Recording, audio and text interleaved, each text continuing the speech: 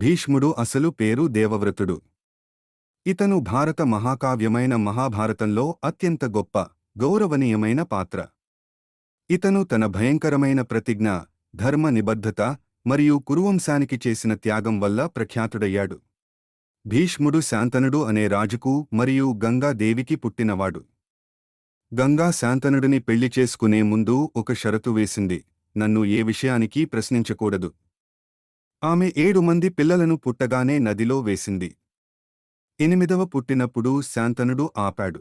ఆమె చెప్పింది, వారు దేవతలు, శాపం వల్ల భూమికి జన్మించారు. 8వ పుట్టినవాడు దేవవ్రతుడు, అంటే భవిష్యత్తులో భీష్ముడు. గంగా అతన్ని తీసుకుపోయి బ్రహ్మజ్ఞానం, రాజనీతి, యుద్ధకళలు అన్నిటిలోనూ శిక్షణ ఇచ్చింది. కొంతకాలానికి శాంతనుడు ఒక మత్స్యకన్య అయిన సత్యవతిని ప్రేమించాడు. ఆమె తండ్రి, నా కుమారుడే రాజు కావాలి అన్నాడు. దేవవ్రతుడు తన తండ్రి కోరిక నెరవేర్చేందుకు భయంకరమైన ప్రతిజ్ఞ చేశాడు. తాను రాజ్యానికి దూరంగా ఉంటానని, జీవితాంతం వివాహం చేయనని, కురువంశానికి జీవితాంతం సేవ చేస్తానని. ఈ త్యాగం చూసి దేవతలు కూడా ఆశ్చర్యపడ్డారు. అప్పటినుండి అతడిని భీష్ముడు, భీషణమైన ప్రతిజ్ఞ తీసుకున్నవాడు అని పిలిచారు. భీష్ముడు రాజ్యాధికారంలో భాగం కాకపోయినా వంశరక్షకునిగా ఉండిపోయాడు. అతను అనేక రాజులను దారి చూపించాడు. సత్యవతికి పుట్టిన విచిత్రవీర్యునికి పెళ్లి చేశారు. విచిత్రవీర్యుడు నిస్సంతానంగా చనిపోయాడు. సత్యవతి కోరినా భీష్ముడు తన ప్రతిజ్ఞ నెరవేర్చడంలో ఎలాంటి మార్పు చూపలేదు.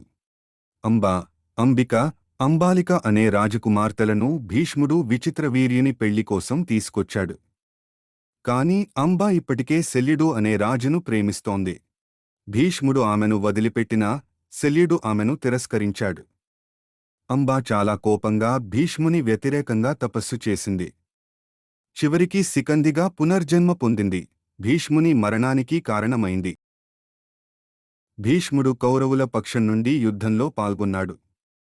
ఎందుకంటే అతడు తన ప్రతిజ్ఞ ప్రకారం రాజసింహాసనానికి పర్యవేక్షకుడిగా ఉండే బాధ్యత వహించాడే కాని పాండవుల పట్ల అతనికి ఎంతో ప్రేమ ఉండేది.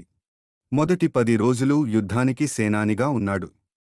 ధర్మబద్ధంగా యుద్ధం చేశాడు. పాండవులను చంపకూడదని భావించాడు.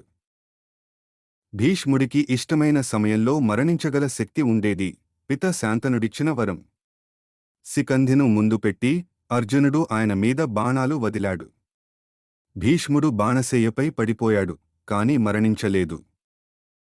ఉత్తరాయణం, మకర సంక్రాంతి కాలం వచ్చే వరకు 58 రోజులు బాణశయ్యపై ఉండి ధర్మ బోధ చేశాడు. యుధిష్ఠిరుడుకు ధర్మం, రాజనీతి, నైతికత గురించి బోధించి చివరికి ప్రాణం విడిచాడు. భీష్ముడు పాండవులు, కౌరవులు ఇద్దరికీ తాతగా, త్యాగం, ధర్మం, విశ్వాసంకు ప్రతీకగా. తాను కోరుకుంటే రాజు అయ్యే వాడైనప్పటికీ ధర్మ నిమిత్తం త్యాగం చేసిన వాడిగా గుర్తించబడతాడు. భారత ఇతిహాసంలో భీష్ముడు ఒక అసాధారణ వ్యక్తిత్వం కలిగిన యోధుడు. భీష్ముని విలక్షణతలు: ధర్మపరుడు, మాతాపితృభక్తి, సమరశూరుడు, త్యాగశీలి, అహంకారరహితుడు. అతని జీవితం అనేక మానవీయ విలువలకి ప్రతీక.